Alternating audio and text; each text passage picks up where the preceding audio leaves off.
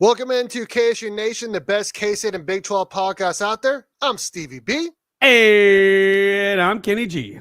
And in today's episode, we're going to be breaking down K-State's 29-21 loss in Farmageddon against Iowa State and doing our Big 12 Week 14 recap. Kenny, let them know about the sub button and the join button as well. Yep, we have a subscribe button that you can click. It helps us for free. And if you want to show your patronage a little bit more, we have a join button, and that is for $2.99. You can become a member, and you'll get a whole bunch of perks. That's exclusive streams. You'll get custom emotes and some other fun stuff. But other than that, we also have, if you would like, to send in a super chat if you're feeling the need to post something and guarantee it to be on the screen, because we can't get to all the comments all the time. But send in a super chat. It helps us out a lot. We finally hit 1,000 subs, and now our goal is 5,000 by this time next year. We're hoping to get 5,000. And let's get into it, Steve. Initial thoughts. Well, it was fun until it wasn't. This is unfortunately the last game of this season. Get along to get along. Pain. That is a pretty good initial thought. I think everybody misinterprets how it really feels. A lot of people say this is a failure. This is not a failure. This is a disappointment. There is a huge difference between the two. A failure is like what Utah just did and what Oklahoma State just did. That is a failure. What KU did is a failure. What K-State did is a disappointment. That's a disappointment. I would say it's closer to a failure than a disappointment to me. I mean, K-State was picked second in the Big 12, and to finish 8-4 for like the billionth year in a row is frustrating. I mean, it is. I mean, K-State ended the season in 8th place in the Big 12 at 5-4 as an overall record. The other team that had a 5-4 record was West Virginia, and they fired their coach. Now, obviously, there's a lot more that goes into that versus Chris Kleiman. I get that. I'm just trying to say this was not a great season at all. If there is any positives, it's that Avery Johnson got some more experience at quarterback. Maybe he got some humility as well, because I've heard from a lot of people that he's very cocky. Obviously, you're going to be cocky as a D1 quarterback at K-State. I just want to throw some numbers out there, Kenny, because you talked about how it was a disappointing season, and I agree with you. Here's K-State's wins and losses this season. Are you ready? UT Martin, I think they're 9-4, but they're an FCS team, so they're not really a FBS team. K-State beat Tulane, which is a G5 team that finished 9-3. Arizona finished 4-8. K-State lost to a 10-2 BYU team. They beat a 3-9 Oklahoma State team. They won at Colorado, who finished 9-3. They beat West Virginia, who was 6-6. They beat KU, who was 5-7. They lost to a 4-8 Houston team, which to me, that is still the loss that pisses me off more than anything else, because that's the one loss that really holds K-State back from getting 10 wins this year. You lost to Arizona State, who's also 10-2. You did beat Cincinnati, who's 5-7.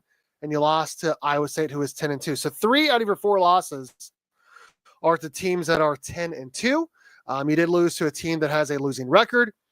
But when you break it down even more, if you look at K-State's wins, K-State only beat 2 teams with a winning record. That is an FBS team. One of those teams is a G5 team. So if you really look at it, Colorado is the only good team K-State beat all season long. And I know West Virginia has a chance to finish 7-6 with a winning record. But as of right now, Colorado is the only good win on K-State's resume this season. And it's really frustrating when you look at Chris Kleiman. He's never started 4-0 at K-State. Never, ever in 6 years, which is mind-boggling. and he's only had a win on the final week of the season twice in 6 years. So he never starts really good and he never ends really good. And that is completely frustrating and unacceptable for me as a K-State alum. It really is. Yeah, I mean, you could argue, people can make the argument if you're trying to look at a glass half full sort of approach, that KU actually ended up being a good football team towards the end. And so, like, you could say that that's our other really solid win. And it's good to always win against KU, no matter what year it is. Even if we were 0-9 or 0-8, and then we go into our last week and we beat KU. I mean, that's still, if that keeps the streak alive, that's all that really matters. But it's disappointing, and the fans are going through it, man. And it's because the expectation was so high. And that's kind of like, I don't know whose fault it is to put the expectation this high. Listen, I've been saying this since the first week of streaming this season, that the year of K-State is 2025. But when the entire conference went upside down, the reason why I was saying that, and I want you guys to understand this, the reason why I was saying this is because K-State was sort of going through a rebuild year, whereas all the other teams in the conference were like, this was their, like, they had already brought back a bunch of people. Colorado, Oklahoma State, we realized that wasn't a good year for them. I don't know how you return 21 starters and end the way you did when you went what was it, 9 wins last season. Arizona, like, what happened with that school? UCF, really, like, how did they crumble the way they did? There were so many teams. And then KU, again, like, Jalen Daniels did not get going early, and that costed them a lot. And so, there are some teams in the Big 12 that bounced back. There were some teams that shocked the world. I was telling Steve this yesterday. Imagine going 9-0 and then not making the conference championship game. BYU, my heart breaks for you. I think that sucks, that you go 9-0 and you don't even make the conference championship game. That's brutal. That is so brutal. I still think they're one of the best teams in the conference. It's unfortunate for them. And they did have a lot of lucky breaks throughout their games, but they took advantage of those breaks and they capitalized on them. And then, Arizona State, the team that everybody projected to be last, is in the title game. It's unbelievable. This year is the year that will be studied for very many years to come. I've said this a bunch of times. The NIL has completely changed everything. Transfer portal has changed everything. That's across the board, not just Big 12 teams, across every college football team, period. That you don't get to just hoard all the 5-star, all the great players on your football team anymore, because players will leave that program and go get paid somewhere else, and they'll be happy to do so. And so that has completely changed the entire landscape of football. And in this conference, it's brutal because every team is very, very close. I mean, not every team, but more than half the team can beat any other team, like, on, in the conference. So it's wild. And the season has been absolutely, even though I'm a K-State fan, it's been an absolute blast covering this conference week in and week out. Absolutely incredible. What an amazing year it's been. And I can't wait for the bowl games to cover that. I can't wait for the championship conference game. Can't wait for that. Yeah. And then it's all the madness of the transfer portal, because it's the world we live in now, and the madness of, off season. I think everything you said is correct. I feel like the NIL and transfer portal has really raised the floor. If anything, it's made it more competitive. I mean, you look at the Georgia Tech game. Georgia Tech had there's no reason at all that they should have been in that game at all. They should have won the game, right? They should have won the game multiple times. Multiple times. They had no business, like, walking into Georgia, of all places, being a 20-point underdog or something like that. maybe that was Michigan I was thinking of. They were a crazy underdog, and they almost beat them multiple times in overtime. Not even before overtime. There was a time where they got a really soft pass interference by an ex-K-State player. And I don't know how that was pass interference, but whatever. And then that allowed them to get a fresh set of downs. That was 4th down. They could have just ran out the clock after that. Who was it? But Who was it? I can't think of his name right now. He's this. I'll look it up while you continue what you were saying, because I couldn't catch it out there. All things considered, Kansas State played closest to their preseason expectations. Yeah, they did, but I don't want to hear that moral victory at all. I don't want to hear any of that. K-State beat one good team all season. Well, I mean, I guess 2 if you consider Tulane a good team, but only one good Power 4 team. And honestly, I'm going to say it right now. We're going to do our Big 12 title game picks on Tuesday. We're going to break down the whole game right now. I don't think there's any way that Iowa State wins a game. I think Arizona State is clearly the better team. You can watch them defensively, offensively, anything you want to look at. Arizona State is way better. Having said that, I think it'll be 65-35 or 70-30 Iowa State fans, because their fans travel very well. This is the first time they've ever won 10 games. And I think they're a lot closer to Arlington. Maybe they're not. I don't know. But I know that they're going to bring a lot of people. I really, really, really think so. But like I said, I still think Arizona State is going to win a game. I do. When looking at K-State, though, there's a lot that needs to be talked about. Is there changes made? Should there be changes made? I'm going to say this. I think that they need to find a new special teams coordinator, because the amount of bad snaps and blocks and all of that's happened on the field goal unit is unacceptable. How badly the return unit has been. I mean, I don't know how many times we have guys not even trying to catch a punt now. I don't know how many times we don't have good kickoff returns anymore. K-State used to be feared. They're no longer feared. Our special team sucks. They do. And when you look at the offense, I mean, yes, Avery had 3 touchdowns. And by the way, I called that. You did. But I'll tell you what, man, K-State, let me pull it up here really quick. K-State was terrible in 3rd down. The offense is very predictable. I mean, Iowa State is second to last in the Big 12 in rushing yards allowed, and K-State had less than 150 yards rushing. Terrible. K-State was 3 of 13 in 3rd down. Horrible. Now, I will say a lot of the issues is execution. I mean, the coaches aren't the ones fumbling the ball in the first play of the game, which that was a forward pass, but honestly, Dylan Edwards has got to be more behind him, knowing it's got to be a lateral anyways. But yeah, that was a forward pass. But man, I don't know. A lot of these play calls, I do not understand. I don't understand why K-State goes for it sometimes a 4th down and sometimes they don't.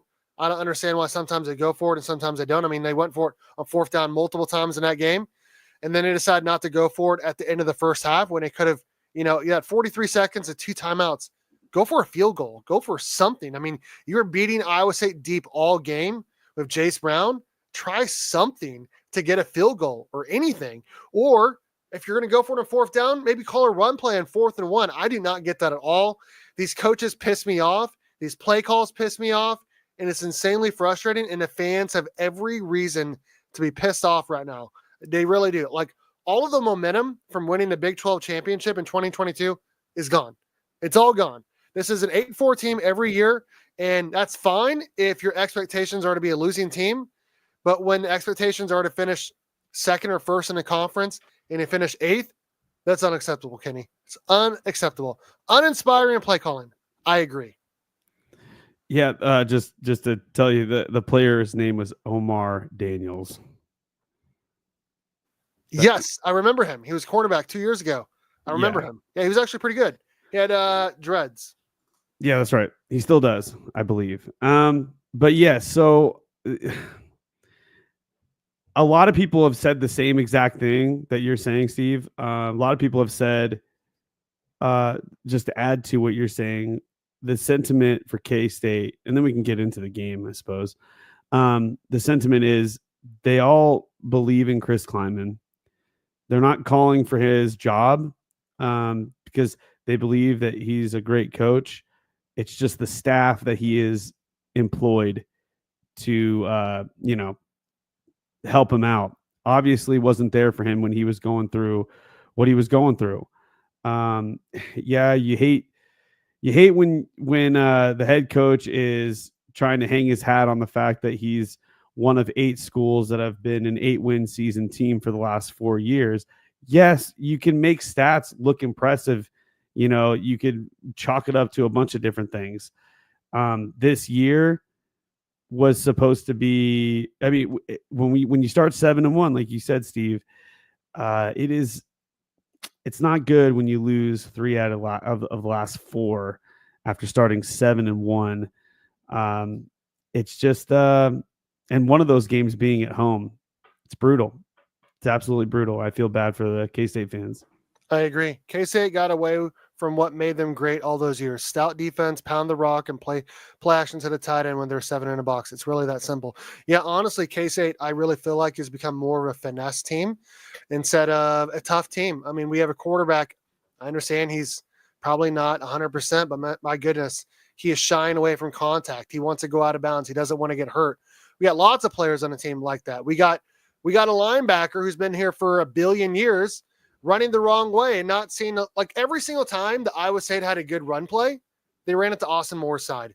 Every single time. Back-to-back years, he was awful against Iowa State. Awful. Let's get into this stats. He was just getting owned at the line of scrimmage. I mean, he was just getting blocked like crazy, man. I'm like, God damn, dude, get off the blocks, bro. He was terrible, dude. All right, let's get into the stats, because otherwise I'm just gonna be more mad. Avery Johnson, 12 of 28, 220 yards, 3 touchdowns, 61.5 QBR. He had to come out before the last play of the game. Taquan Roberson came in through an incompletion. I understand it was cold. I understand there were some issues throwing the ball. I get that. I think the biggest issue for him was he just should have just taken that sack earlier in the game. I think third quarter, fourth quarter earlier, whatever it was. The safety play. That safety play. Just take the sack. Move on, because it cost K-State obviously points and position. I don't know, man. Frustrating. And that, I mean, I know that pass to Oakley was there, but it was behind him. He threw lots of passes behind guys. I don't know, man. It was not his best game. Yeah, it's weird because, like, the way that K-State has shown dominance in a game was quite literally the weakness of Iowa State's defense. And we weren't dominant in the run game. I was really confused how maybe their defense was quite literally like scheming to allow us to make big plays down the field, because that's what we were doing. And maybe K-State was watching the KU game, and KU beat Iowa State in very dominant fashion in terms of big explosive plays, because Jalen Daniels loves to just zing the ball down the damn field. And so it's a little different though when it's like 7 degrees outside. Things are a lot different. And I was just surprised at the approach for the game. Not allowing any rush. I mean, yeah, DJ had one that broke out and he got hurt. Don't know the situation with that. I'm really sad to see my favorite offensive player with an injury at the last game of the season, regular season. Dylan Edwards could not get anything going ever. It's super frustrating. Also, like, a lot of people have criticized the special teams this year. Steve, you want to touch on that? I mean, I did earlier. I said that they should fire the special teams coordinator. I said it earlier. Like, but I mean, do you want to go in depth, not just the kicking aspect of it, but like the returns? Like I said that earlier too. I said all of that. I said that when we have punt returners that aren't even going for the ball, right? I mean, we have one return for a touchdown this year, and K-State used to get multiple every year, and our special teams used to be feared, and it's no longer feared.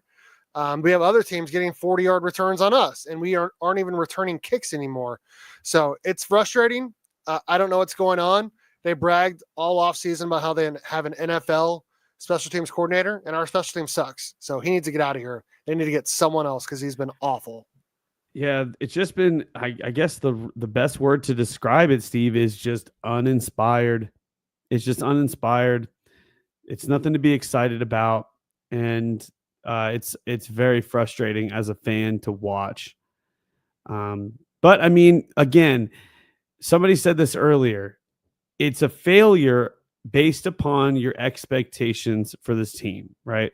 If your expectations was to make the top four, undefeated season, make the top four in the CFP, then obviously that expectation is going to be a failure in the way that the season ended.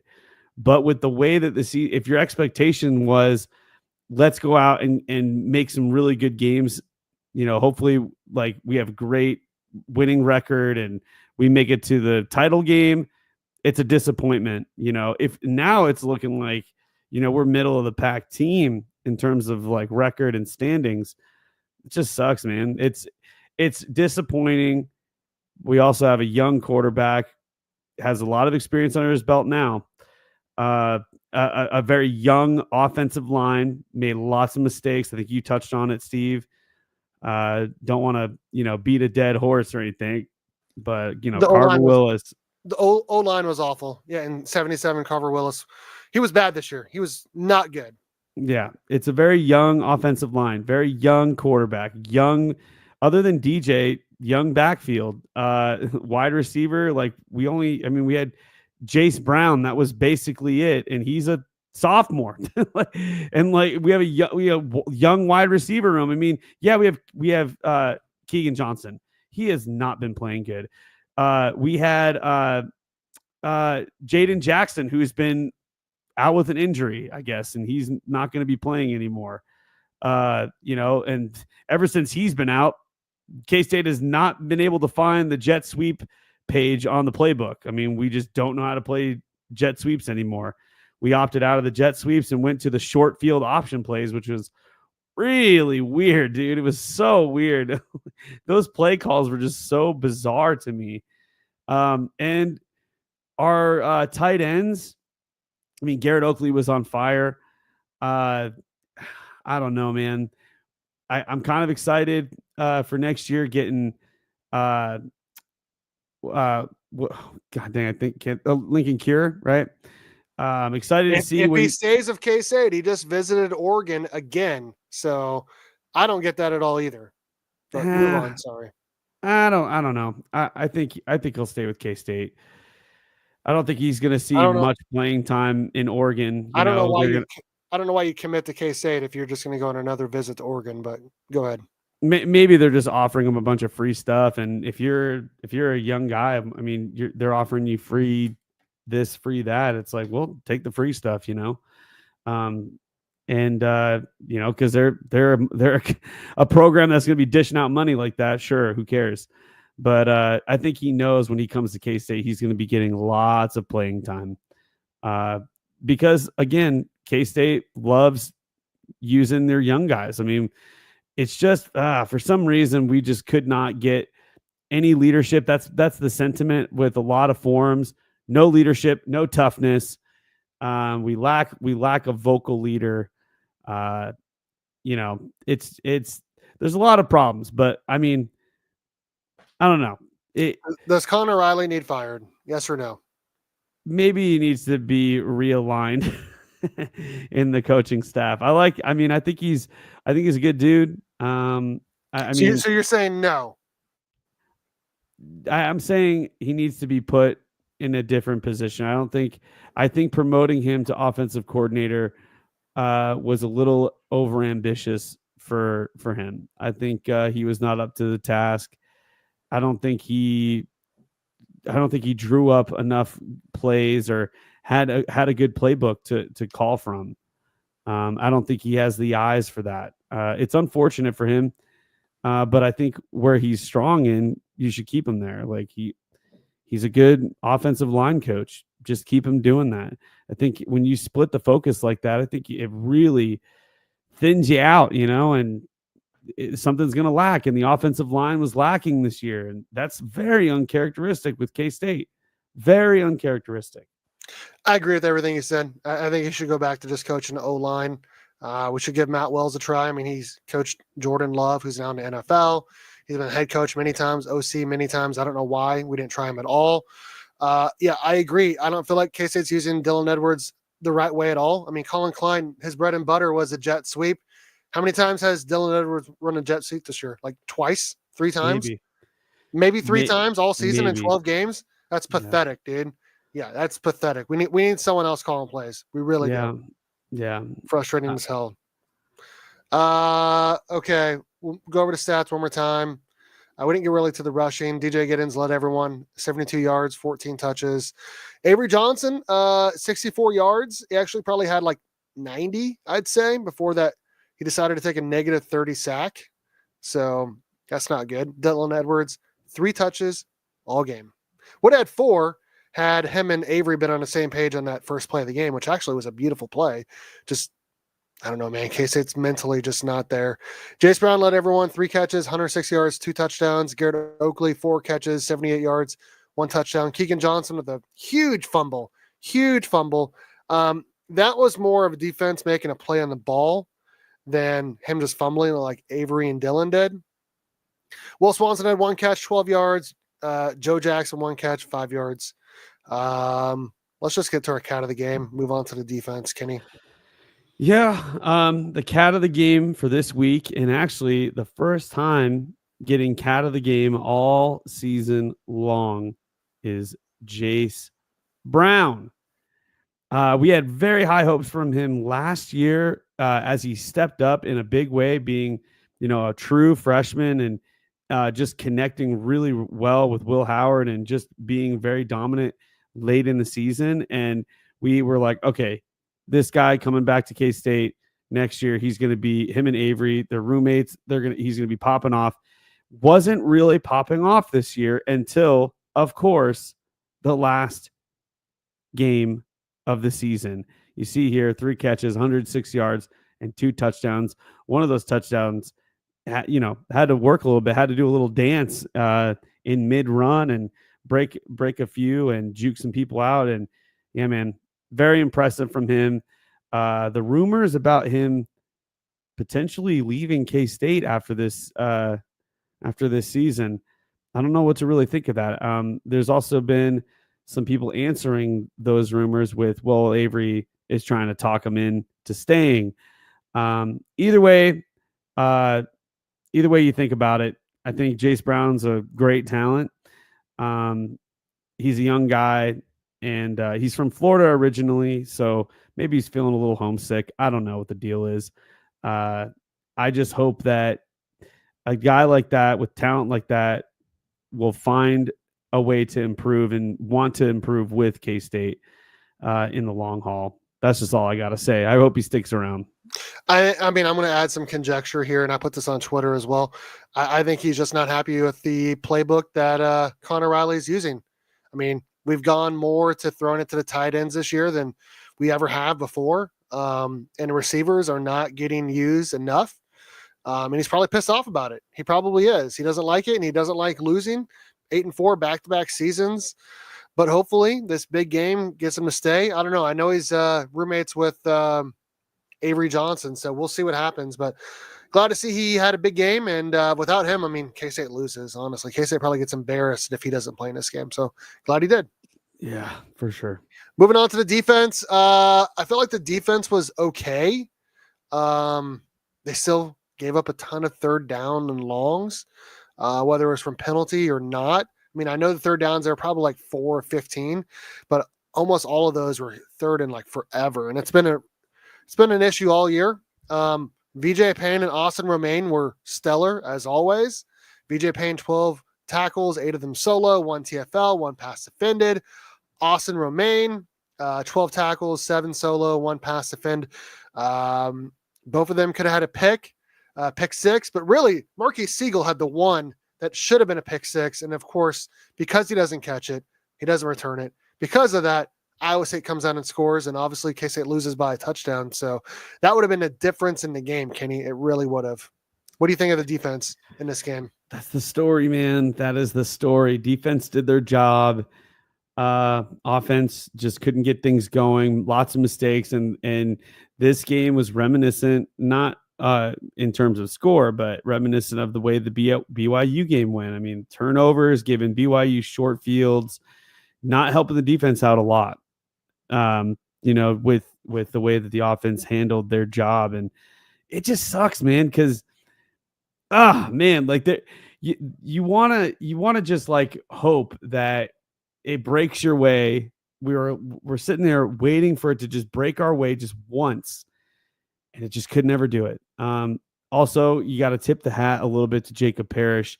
How many times in fourth down, third down, and long they throw to him every time, and he just bats it down, man. You don't throw to Jacob Parrish. He is an elite talent in the Big 12. I think he's going to be something big, man.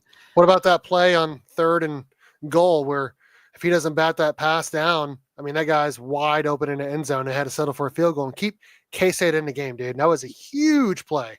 Huge It's play. massive. He's impressive, man. And he's only a junior. So it's just, we're going to get him back one more year. I'm excited about that. Our entire defense is so young, dude.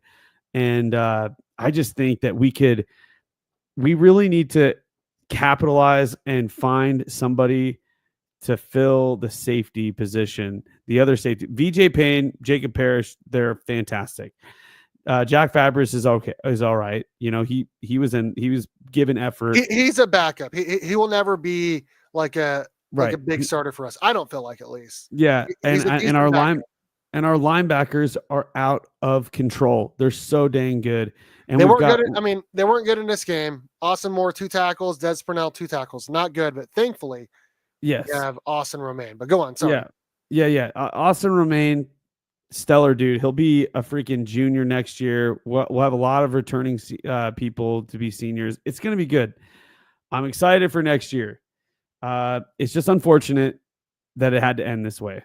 And that's just the way it goes. I mean, there's got to be a winner. There's got to be a loser in this game. Unfortunately, K-State has been on the losing side for 2 years in a row when the game doesn't matter for K-State. It's unfortunate. But, I mean, at least K-State didn't lay on the ground. I mean, they tried to fight back, and we made it a one-score game just like last year.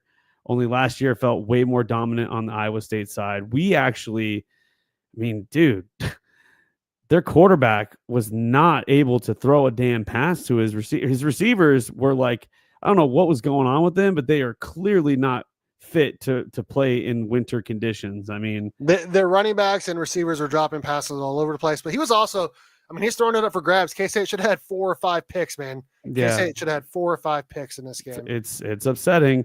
And again, like I said, I'm sure not just me, but every K-State fan watching this, and BYU fan for that matter, every K-State fan and BYU fan that was watching this game was just like, when is K-State going to get a turnover? When are they going to get a turnover? When is it going to happen? And it never happened. It's really, really sad. It's unfortunate. That was the biggest issue, I feel like, for K-State all season. They did not force enough turnovers. They were fine against the run. They were not good against the pass, but they were okay. We're -4 turnovers. -4, dude. I mean, like we're giving it to them. We're not creating scenarios where we can get it back. It's just, there was one time where Jacob Parrish like almost caught his own like blocked pass. That would have been amazing, but of course didn't happen. Yeah, I honestly feel like the -4 is more on the offense, but the defense, they just weren't forcing enough turnovers all game. In every game this season, honestly. I think K-State gave the ball away 8 times inside their own 40 in all 4 losses combined. Like that's the offense being bad, but then again, just because you give them a short field doesn't mean they have to score a touchdown. Every single time K-State turned the ball over on their own side of the 50, the other team scored a touchdown. Every single time, man. And it's frustrating. Let's get into the dog of the game, bro.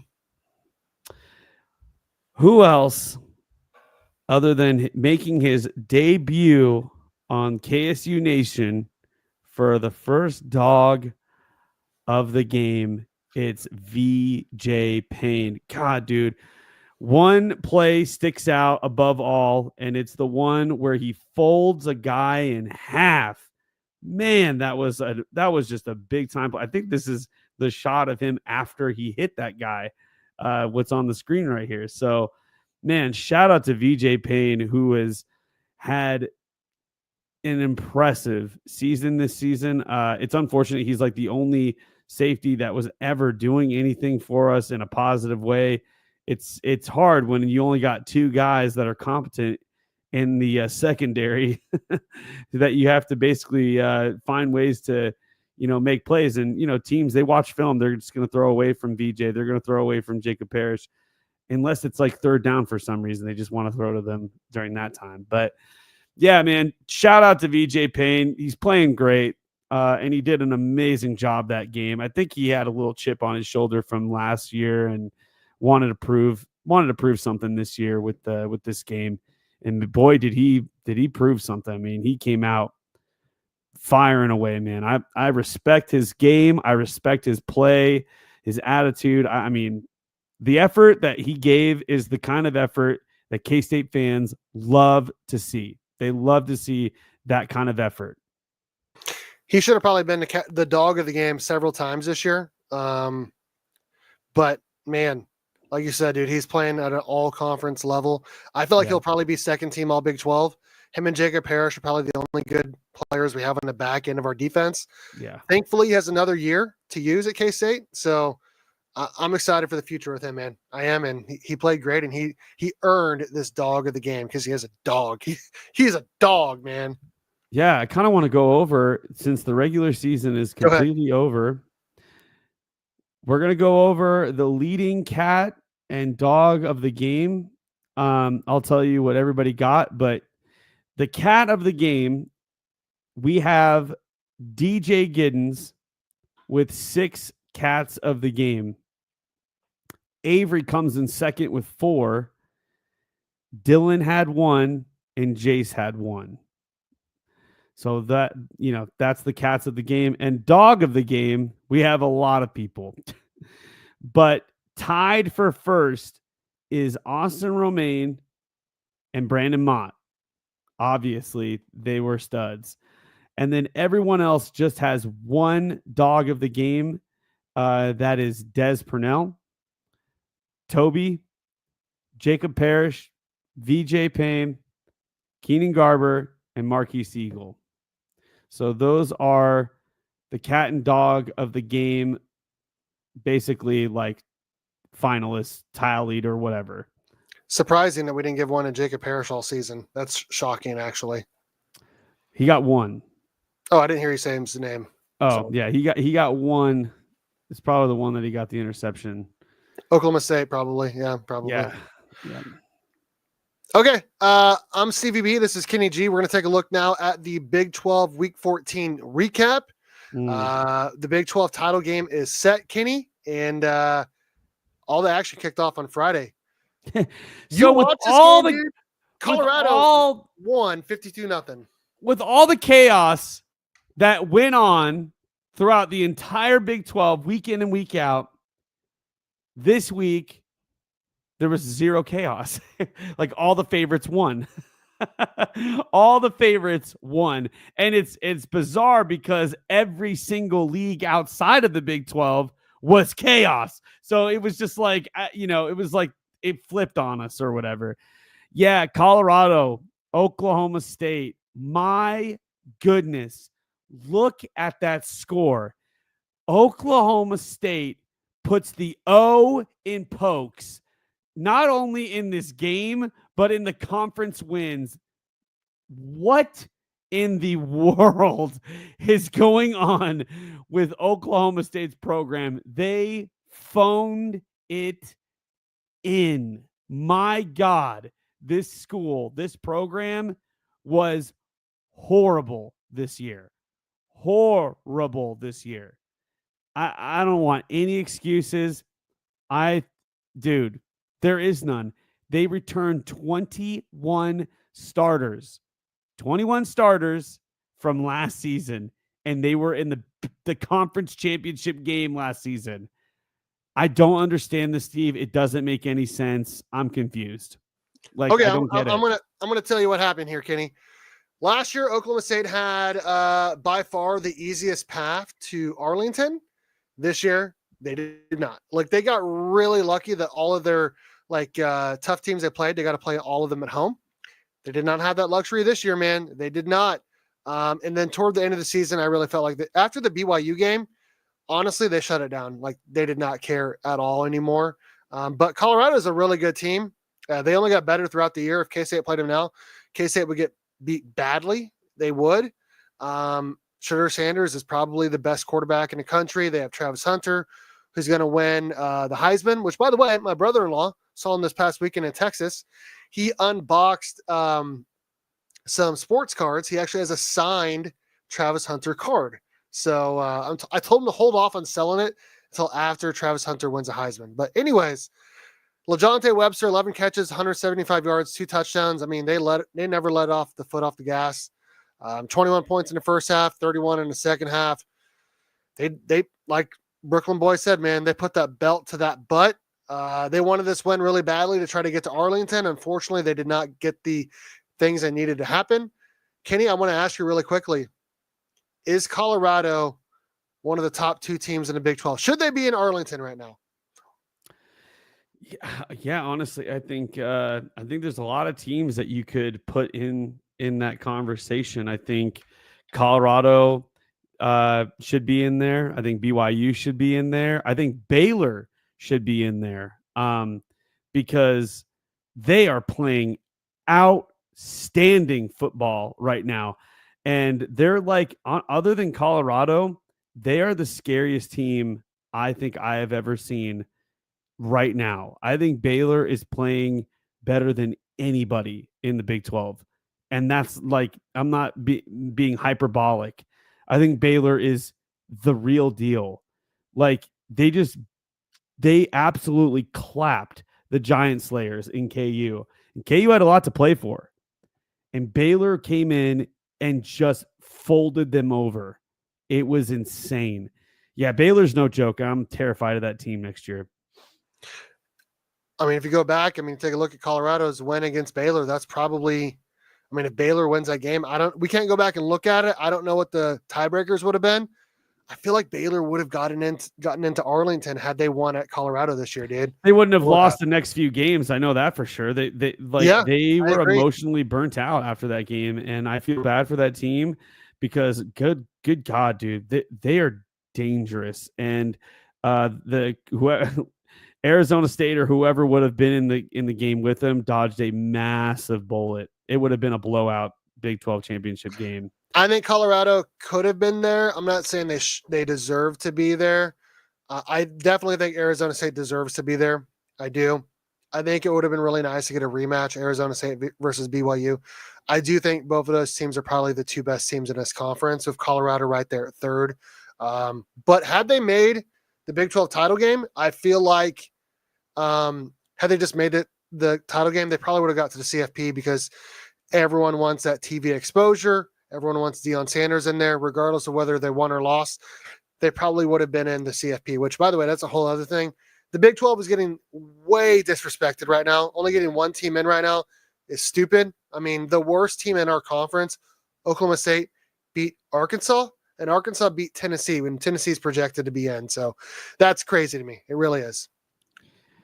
Yeah, transitive property. It's dumb. I don't like. You know what? If the CFP is just going to be the SEC Big Ten Invitational, I don't want any part of it because what it's doing, it's ripping the fan bases apart from all the other conferences. They're like, there's already a lot of, heated rivalries between every team, and this whole other thing, like, because you only get 1 team in, and it's just it's too much emotion, man, and I hate it. Like, I just hate the fact that I wish you could settle it, between a small little playoff. I wish we could have our own playoff, where we do have like 4 teams against another set of 4 teams and whatever. And maybe we might make a video about that, Steve. We might make a video of, the Big 12, ACC, AAC, and Mountain Region or whatever. Maybe we'll do something like that where we can kind of mock draft our own playoff and call it something else, and let the let the Big Ten and the SEC give each other blowjobs until the end of time. Like Oh boy, we're gonna get this video is not gonna get ads now. Moving on. I don't want to say too much about this game. It did get a coach fired. Gus Malzahn is now gone. He went to FSU to be their OC, which is obviously a downgrade, but he's never been, the greatest coach, specifically defensively. I mean, I think this was the one favorite to lose, which is really not even like a big deal, honestly. Both of these teams kind of stink. I really thought UCF would win because I felt like their offense was better, but Utah's got a good defense, and that's why they won this game. And I called them to win. I did not. I had UCF winning. So Utah's got a good running back. What is his name? Bernard or whatever. Who did you have winning in a Colorado Oklahoma State game? Well, I mean, the picks were skewed because I know. I'm just giving you a hard time. Yeah. I was trying to pick teams that would help K-State to get into the championship game, but obviously K-State doesn't deserve to be in the championship game because they couldn't even take care of business against Iowa State, so it doesn't even matter. I agree. Moving on. We just got done talking about this in our main podcast. Make sure you guys check that out. K-State loses Farmageddon for the fourth time in 6 years, 29-21 at Iowa State. K-State can't get out of its own way. Multiple turnovers leading to touchdowns. Had a chance late, multiple times with a chance late. Could not get it done. Iowa State wins 10 games for the first time in its program's history and is going to Arlington, Kenny. Yeah, it stings, man. It stings because I feel like K-State just continuously loses by beating themselves. Like, I don't understand I mean, you could say like maybe the BYU game would have ended up BYU winning if you take away that 6-minute craziness. Like maybe they would still win, but K-State just kept shooting themselves in the foot over and over and over that game. They shot themselves. They shot their foot completely off in the fourth quarter against Houston. And then they didn't even have any feet at all to start the first half of Arizona State game.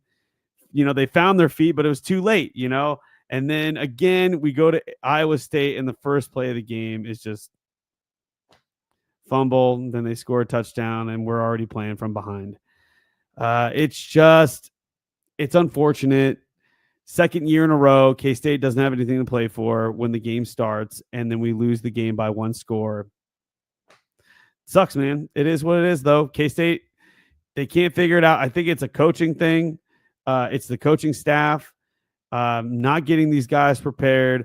I saw a comment that said, how in the world did Chris Klieman win 5 championships at North Dakota State? How in the world did he do that? Because yes, I get it. They're a different conference or whatever, and it's it's a whole different thing.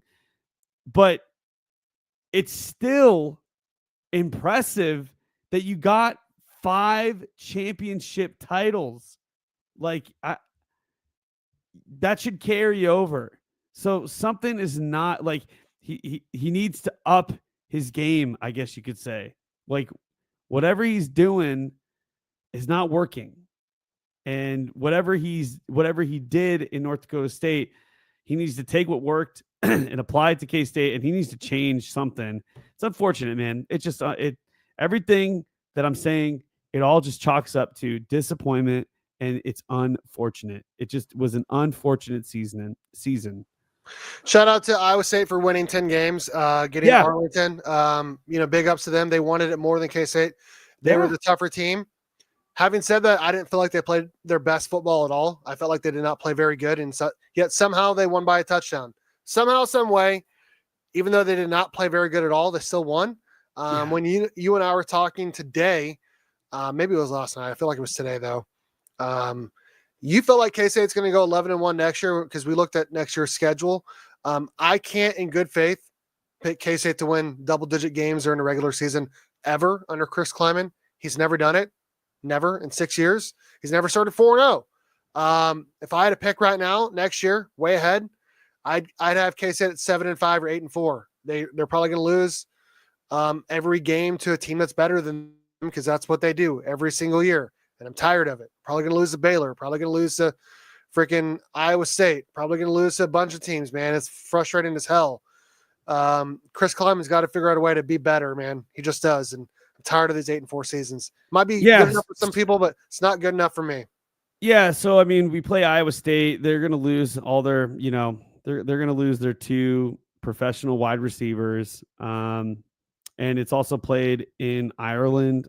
So, K-State always starts off hot, and Iowa State always starts off a little slow to start off their season. So I had them winning that game. North Dakota State and Army. I mean, come on. I think we should be able to take care of business there. Arizona State, I have no idea what's going on with that program, but they're going to lose their best players. I mean, Arizona, you mean Arizona. Yeah, Arizona. They're going to lose their best players. No way there's no way they're losing at Tempe or at Tucson. I do have them losing to Baylor. That's the one loss I have, but I can't pick them to lose against Kansas because Kansas will be in a rebuild year. Colorado will be in a rebuild year.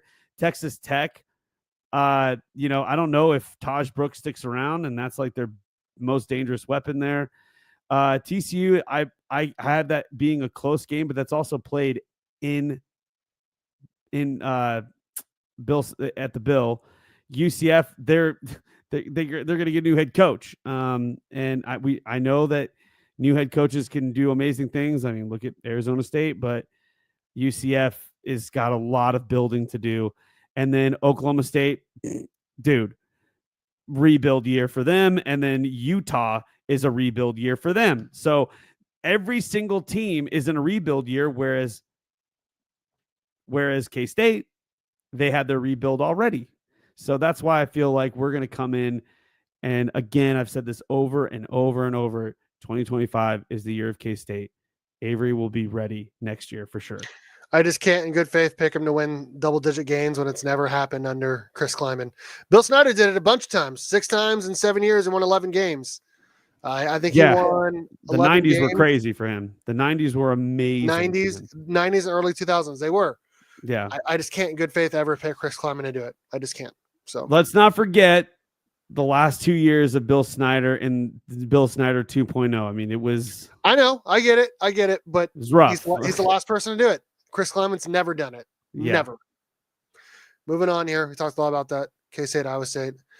Arizona State punched their ticket essentially to Arlington with their win 49-7. There was a kind of not a brawl, but something happened in midfield when Arizona State decided to plant their fork in the middle of Arizona's field.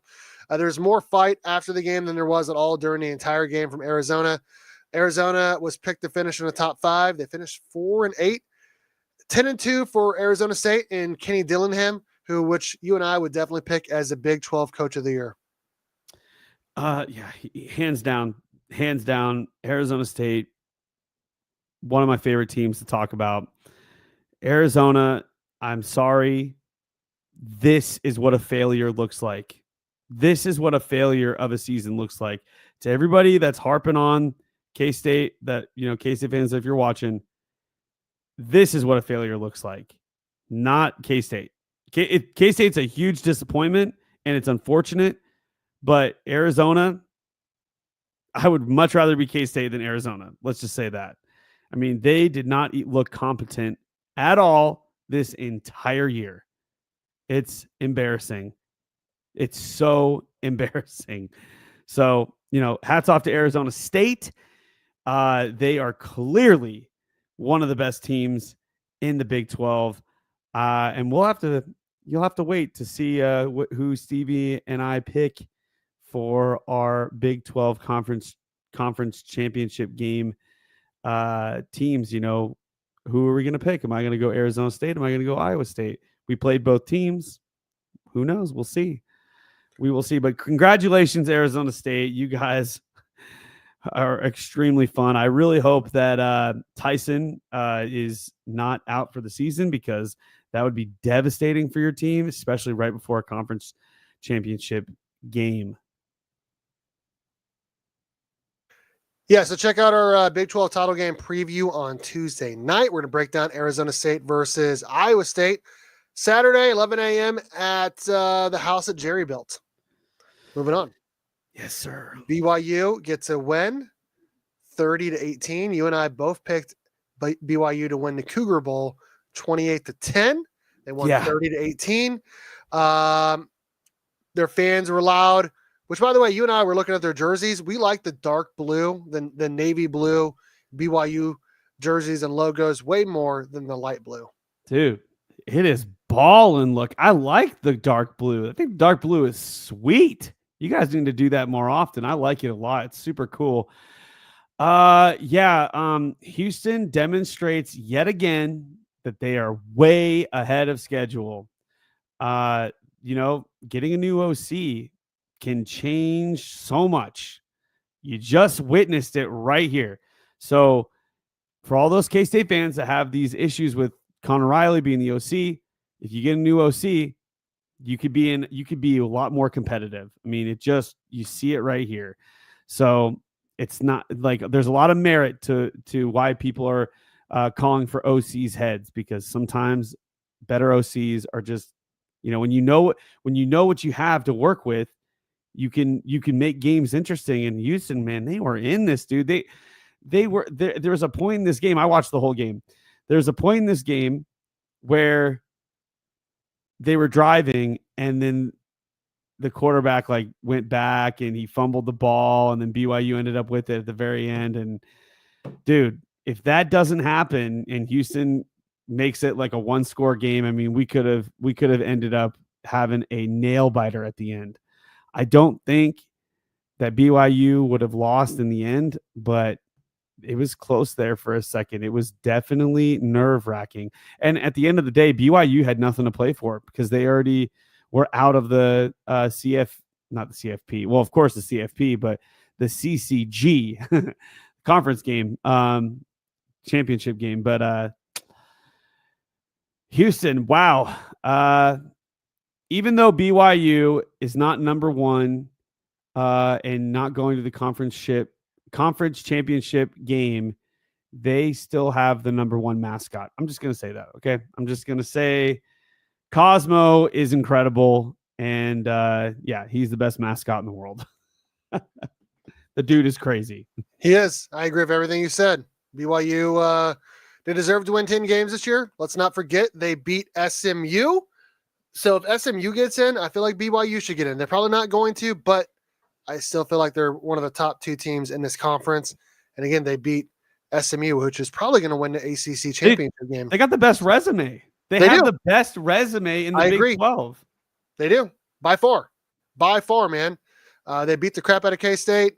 They beat SMU. They've beaten a bunch of really good teams. Baylor. They beat Baylor at Baylor. I guess their blemish is losing at home to KU, which I guess it's a good segue. KU's season finally comes to an end, 45-17. You said it earlier, man. No one wants to play Baylor right now, and I don't think KU's beaten Baylor in like forever, but their season is finally over. The rebuild starts for them. Baylor is on the upward trajectory, and Dave Aranda looks like his seat is finally not hot. If there's any solace in what happened this last weekend, it's that KU is not going bowling. And I couldn't be happier about that. I did not want to end with the same conference record as KU. That would have destroyed me, Steve. That would have destroyed me. But KU being the chaos deliverers of this conference, the giant slayers that they created this whole mess that we were in. It definitely made it interesting, but Baylor slammed the door shut on KU getting to a bowl game, and I could not be happier for Baylor. Thank you so much. I need to send you a Christmas gift because you gave me the Christmas gift of the satisfaction of not seeing KU get to a bowl game. Love it. Moving on.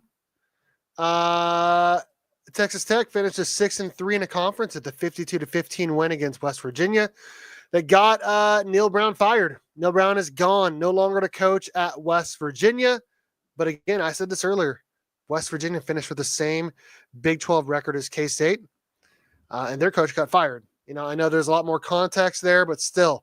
Joe McGuire, great way to end the season, considering they started not very well. They looked terrible against Abilene Christian, I think it was, winning in overtime, 52-51. They finished 8-4, 6-3 in a conference. Great win for them. They're off to bigger and better things in the Bulls, and I think we should get to that really quickly after this. But great win for Texas Tech. I did not see them winning 52-15. I did not. Dude, Texas knows how to put numbers on the board. I mean, they don't have a defense to save their life, and that's kind of why I was like raising my eyebrows a little bit on this game, because I'm like, what the heck happened to West Virginia, dude? What happened? I thought, who cares what I thought? I mean, Texas Tech, wow. You guys know how to put numbers on the board. I mean, I'll say that. It's quite the scene. Man, shout out to you guys. Just Taj Brooks, 23 carries for 180 yards. My God. And that's against West Virginia's defense. I thought their rush defense was elite. What in the world happened there? 359 passing yards. Oh my God. They gave up, dude. They gave up, and that's probably why their coach got fired. That's probably why their coach got fired. So, last game, TCU wins 20-13 at Cincinnati, ending Cincinnati's season. TCU finishes again with a better record in the Big 12 than K-State. They finished 6-3, which I think is sixth in the Big 12. Shout out to them for winning this game and never quitting on their season after losing to Houston. They finished very strong. Again, 8-4 this year. Good for them. And Sonny Dykes' seat looks not as hot as it was a month ago. No, man. They really turned their season around. A little bit squinty-eyed at the second half here, but I mean, at the end of the day, they didn't allow Cincinnati to come back and win.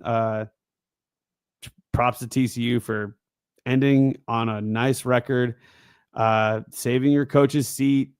I'm not super worried about this team next year, but slightly. I think they could be very, very dangerous next season, depending on what happens in the transfer portal and what goes on in their offense and stuff like that. But their quarterback, he's the real deal. I mean, everybody's been saying it all year long. I'm like, dude, this kid is the real deal.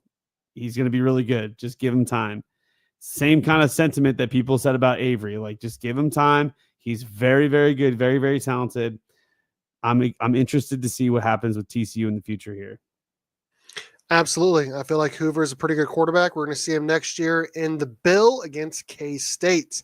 And that is a look around at Big 12 for Week 14, the final week in the Big 12. Okay, one last thing here, and then we're going to get out of here. I felt like this is probably a good time to look at Big 12 bowl projections. This is courtesy of CBS Sports. Let's take a look here.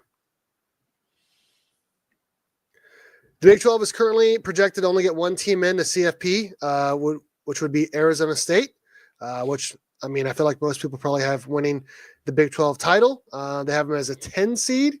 I feel like they should be the 4th seed. I don't feel like Boise State is the 4th best team or the 4th best conference champ, but I digress. Moving on here. They have TCU versus LSU in a Texas Bowl. That'd be pretty sweet.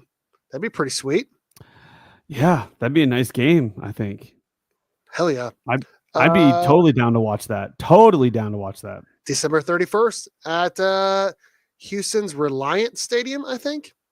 Which, by the way, also the CFP, Arizona State would play December 20th. So, and they'd play, according to them, at Notre Dame. That'd be actually pretty sick. That'd be pretty fun to watch. That'd be pretty fun. That'd be a lot of fun. Moving on here. They have Colorado versus BYU, a pair of Big 12 teams playing against each other in the Alamo Bowl, because even though Colorado is now a Big 12 team, they have to fill their Pac-12 bowl what do they call it? Like basically they have to fill in the slots for the Pac-12 since they're a former Pac-12 team because that is what their TV negotiations say. What's with the NC State Army, like Pac-12 American? Like NC State was once a Pac-12 team. What? That doesn't make sense. That doesn't make Yeah. sense. That does not make sense. I guess NC State is filling in for the Pac-12 there. But yeah, BYU versus Colorado. I would love to see that in San Antonio, dude. I mean, that is the Big 12 championship game we never got, dude. Yeah, That'd be that's amazing. gonna be. I am If that very happens, interested to see how many BYU fans show up to that game. It's gonna be like a BYU home game. Yeah, if that happens, that'd be sweet. We won't know for sure until about Sunday night and Monday. We will do whole breakdown of all the Big 12 games next week. But right now, this is the projections. Moving on.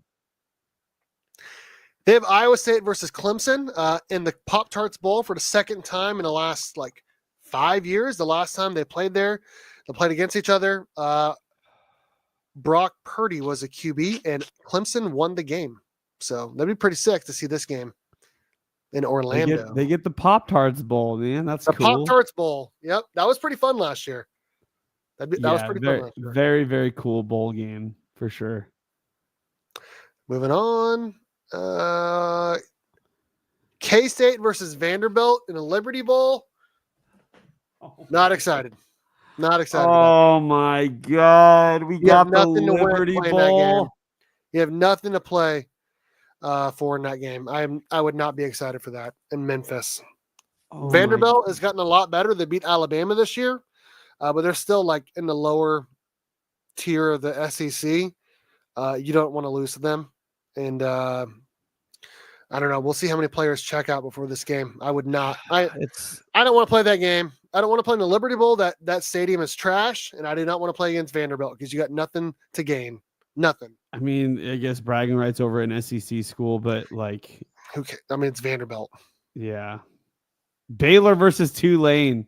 Look at that. That's I would be excited for. That they'd be playing in TCU Stadium in Fort Worth. Baylor's gonna destroy Tulane, dude. Dude, with the way that they're Baylor's playing on a heater right now, man. Baylor's on a heater. I agree. Virginia, Arkansas. Oh my God, Arkansas is gonna run over this team. This sucks. I don't know, man. Arkansas lost to freaking Oklahoma State, dude. Yeah, but West Virginia, they just fired their head coach, dude. What are they gonna do? Who's gonna lead this team? True. Texas Tech versus Rutgers in the Guaranteed Rate Bowl in Phoenix.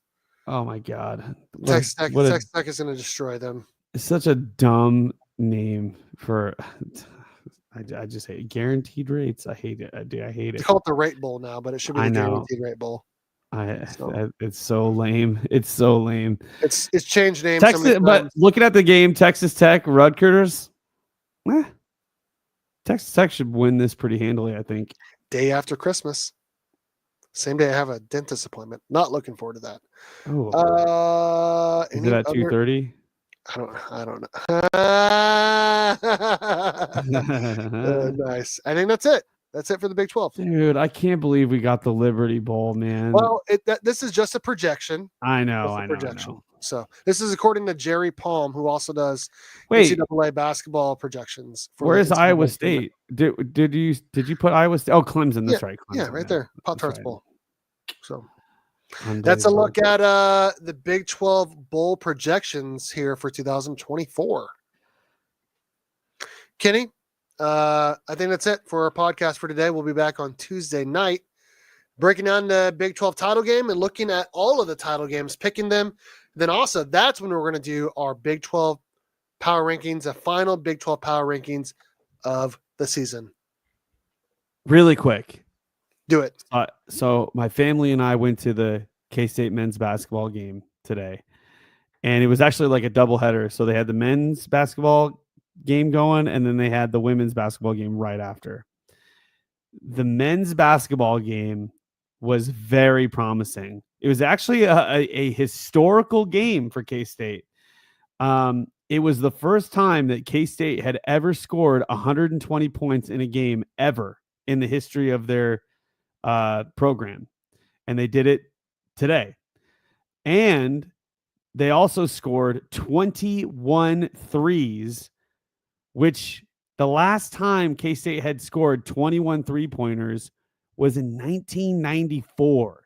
So a pretty big historical game for K-State basketball, and you have to be excited about it. I mean, one of the things that I was going to say is Doug McDaniel was playing out of his mind. And David Castillo was actually really good. You heard it, 21 threes. That's a lot. Archer, however you want to say it. Very, very good player. My goodness, he hustles. He plays very hard, and plays with a lot of effort. And I'm like excited for him. And like I said, Doug McDaniel was popping off, dude. He was making these crazy passes and just he's a skill player, dude. It's unbelievable. There was one play where he got like a steal or something, and this guy like went to swipe it. He does a behind the back pass as he's running, and Achora picks it up and just dunks it. And I was like, oh my God, what a sick play, dude. Dude, I didn't even think he saw him because he was so far ahead, but I mean, he just knew he was going to be there, I guess. And I think the chemistry is starting to come together for this team. I hope it can. I mean, listen, they were going against a team that was not clearly outmatched. We were clearly outmatched this team. So I don't think that this is going to be indicative of like every team down the stretch, but it was exciting to see the team play really well together, and it looked like they were cohesive. It looked like things that they wanted to do were working. It looked good, man. I don't know what else you want me to say. It looked good. And then for the girls game, girls absolutely dominated. I mean, they are insanely talented. Was it Ayoka Lee was 25 points away from breaking the school record. She scored 12 points, so she's 13 points away from breaking the school record of most points that, female basketball player ever, for K-State. So it's exciting to see. I love it because I did not get to see their third place game. I was actually okay with that because I was super pissed off that they lost to freaking Liberty the day before. But I didn't get to see 2 games in a row. I had something going on today. Didn't do it. But Doug McDaniel, double-double, 10 assists, 18 points, +5 on the assist turnover ratio, or actually +6, actually. Dude, he was amazing. 5 steals as well. Gasson, 17 points, 17 for Castillo, 21 for Achor. My only problem here is Coleman Hawkins scoring 2 points when K-State scored 120. That's crazy and frustrating at the same time. Yeah. So let me just touch on this for a second. Coleman Hawkins, his play, it just looks like he doesn't fit. If that makes any sense at all. Like it just doesn't look like when he's on the court, it just doesn't look like he fits in with the rest of the group. Like it doesn't look like he is cohesive with what they're doing. He scored 19 the game before, though. True, but like maybe there was just a different game plan for him, but he was out of the game. I mean, how many minutes did he play? 26? It didn't seem like he played that much, honestly. Like, because he was nowhere to be found on the court. And whenever he did have the ball, he made some cool passes here and there. Like he likes to do this like no look pass thing, which is like, it is what it is. I mean, if it works, it's cool, but he just doesn't. The feel that I get from him, and I said this to you in a text message, he just looks like he's bored. He looks like he's bored out of his mind when he's playing basketball for some reason. It looks like there's no life in him when he plays, which is, I don't know, it's not cool to watch. When you see like Doug McDaniel, man, he's he's playing with so much passion. Achor is playing with a lot of passion. Of course, David Kassan, like he's a lot of people's favorite player. He's been with the program for a while. A lot of young kids love him. I mean, there was a lot of interviews and young kids were like, "Oh, David Kassan's my favorite player." And it's like, yeah, because he's, he plays with a lot of passion and he gets after it and he hustles and he works hard. And it's like, dude, you have to have that on the court. Coleman Hawkins, please, if you are watching this right now, which I know you are,